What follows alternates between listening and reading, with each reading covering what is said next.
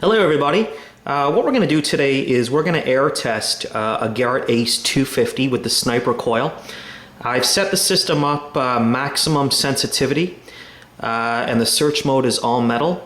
The reason I put it in all metal is so we're able to also hear the tones that the detector gives us off for each target.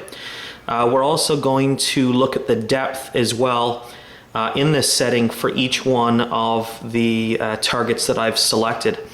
I've decided not to use recent currency, and I've decided to use some older things like buttons, silver coins, and the like, stuff that we all want to detect rather than your regular clad currency. So what we're going to do first is we're going to take a look at the targets that I'm going to test. What I found here is a button.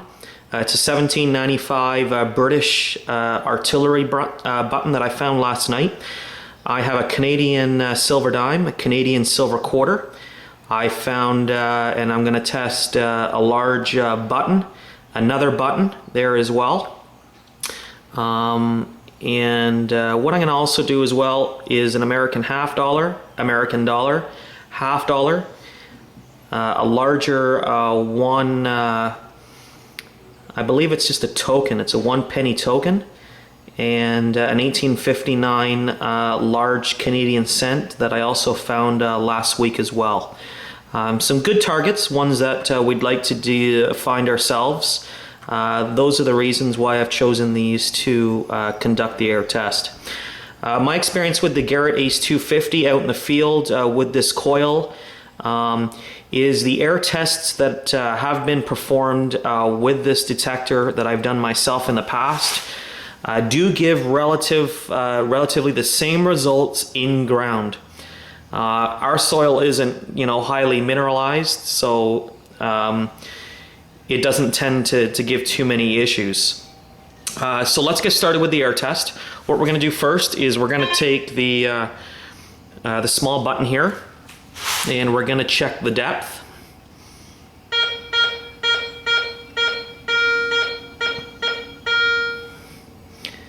Okay, so we're looking at, to be sure you get this, you're looking at about a 5. Extreme outer limits, you're looking at probably about a 6 or so, so we'll stick that about there. Actually, that button I found last night with the 6.5 by 9 coil on the Ace 250. I took out 4 large iron nails out of the same hole as that button. For some reason, when I scanned the hole, the nails were not even registering, and the icons were not even jumping. It was locked on the penny icon. So as each nail came out, I scanned the hole again, figuring that was it, and again it rang out the penny. And 4 nails later, that was at the bottom of the hole there. I had some pretty good depth too. I think it was about 9 inches deep. It wasn't in loose soil. It was pretty much embedded at the bottom of the hole, so I got really good depth. That actually quite surprised me that it was able to detect that amongst the nails. Next target is a 1906 US half dollar, mostly silver.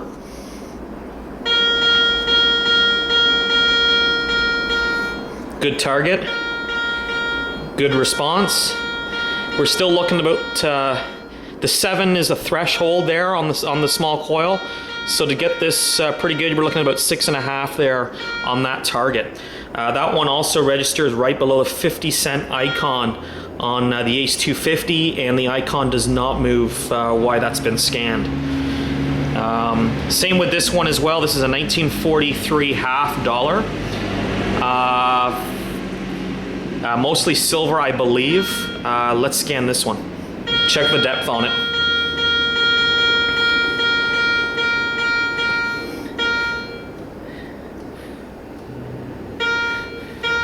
Threshold again, about the 7.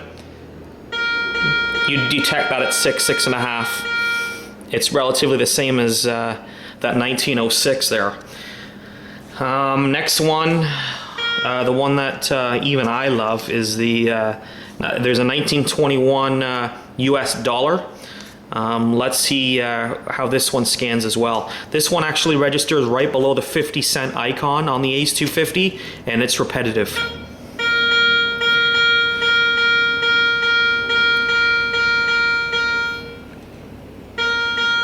So you detect this at 7, 7.5.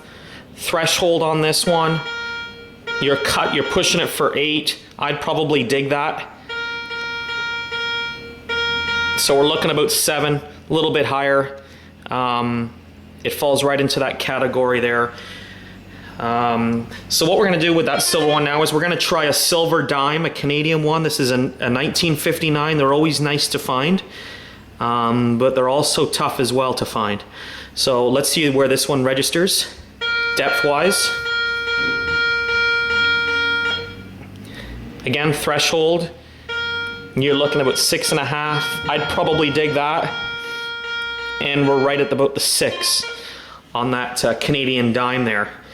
Again, silver quarter, 1959. Silver quarter, we always like to find these as well. Good strong signal. Threshold pushing 7.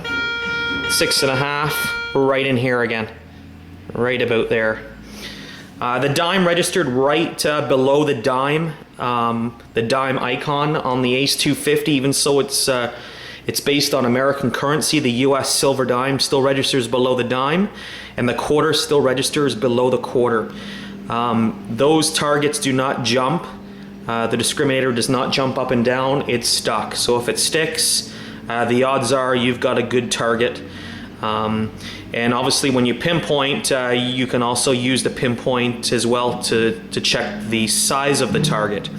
When you pinpoint a coin, the response from the detector should be in a very small area underneath the coil.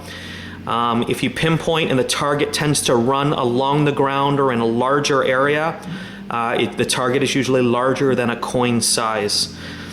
The next target I have is an 1837 bank token, Province de Canada. I guess it's from Quebec. Let's scan that and see where it registers as well. Good strong signal. It's thresholding right at that 8, 7.5, 8. You'd get this at 7. You get that at about 7 inches right in there. That one as well registers right below the quarter icon on the detector, and it ranges from the quarter back down to the cent. It's just a heavy, thick copper coin, that one is. This is a target I found the other day. It's an 1859 Canadian cent. It's actually in really good shape. This was the second year that Canada came out with a cent. This is at an old fairgrounds to where about a 1-minute walk from my house here. So let's scan this one and see where it registers. Also take into note as well the tone that's being emitted from the detector on this large cent. Listen for the bell tone, and you'll find there's no bell tone. This coin would actually get lost in the coins mode. It actually falls below the penny icon, the first square to the right of the pull tab. Let's check it for depth.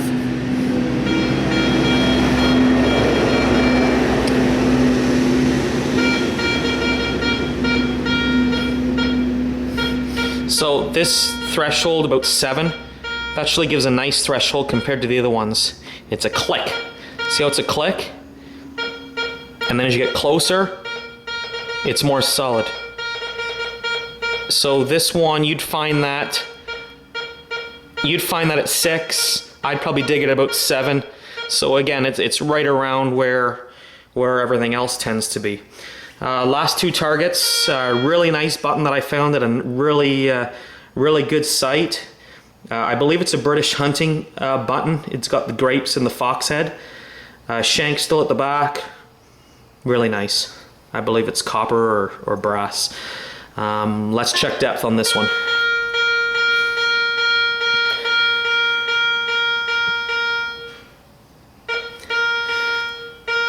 That's an 8-inch there. That's strong. 7.5, 8, 8.5. 8's going to be the threshold. 7.5 would be where you detect that. That one's right up there with that American silver dollar. The last button that I have as well is another one that I found from that site. It looks British to me. It's got the lion with the shield. Both of these buttons, this one and that one, registered right below the dime icon, but they did jump from dime to cent. But it's still within that, within the digging area there, if you are in the coins mode.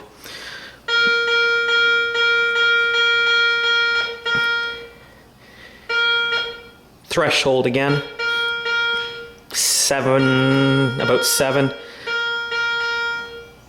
There's really not really a threshold there. It's strong at 7, 7.5.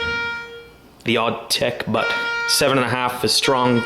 Seems to be around the threshold as well, so it's right in there. So that conducts the air tests. As you can see from this, the depth range, even with all these varieties of targets, is anywhere from, you say, 5.5 up to about 8.5 inches.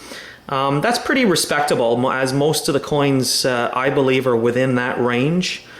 But with that being said, I also believe that old coins will tend to be deeper. So with this detector set at all metal maximum sensitivity, that's the air test you're going to get. Some people say you get less depth in ground because of mineralization, but if you can max out your detector, the sensitivity on it in all metal, or in coins mode for that matter, you're going to get about the same depth as what we're doing here. Larger coil, deeper depth.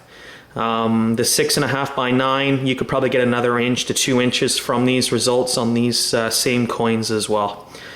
So if anybody has any questions or they want me to conduct any other tests, please just shoot me a line and let me know. Other than that, I'm going to try to get in the field over the next couple of days, and we can go coin hunting and see what we can come up with. I hope you enjoyed the video. It's my very first video, so with that being said, happy hunting.